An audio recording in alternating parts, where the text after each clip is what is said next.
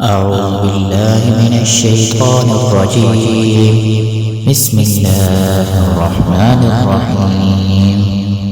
فانطلقا حتى إذا ركبا في السفينة خرقها قال أخرقتها لتغرق أهلها لقد جئت شيئا إمرا قال ألم أقل إنك لن تستطيع معي صبرا قال لا تؤاخذني بما نسيت ولا ترهقني من أمري عسرا فانطلقا حتى إذا لقيا غلاما فقتله قال أقتلت نفسا زكية بغير نفس لقد جئت شيئا نكرا قال ألم أقل لك إنك لن تستطيع معي صبرا قال إن سألتك عن شيء بعدها فلا تصاحبني قد بلغت من لدني عذرا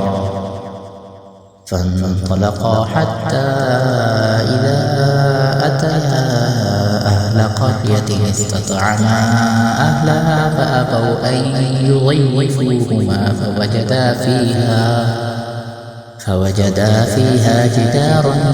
يريد أن ينقض فأقامه قال لو شئت لاتخذت عليه أجرا قال هذا فراق بيني وبينك سأنبئك بتأويل ما لم تستطع عليه صبرا أما السفينة فكانت لمساكين يعملون في البحر فأردت أن أعيبها وكان وراءهم ملك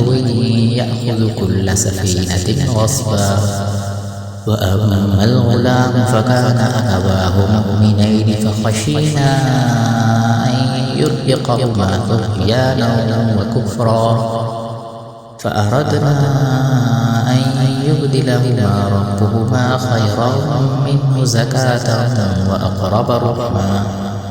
وأما الجدار فكان لغلامين يتيمين في المدينة وكان تحته كنز لهما وكان أبوهما صالحا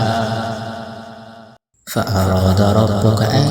يبلغا أشدهما ويستخرجا كنزهما رحمة من ربك وما فعلته عن أمري ذلك تأويل ما لم تستطع عليه صبرا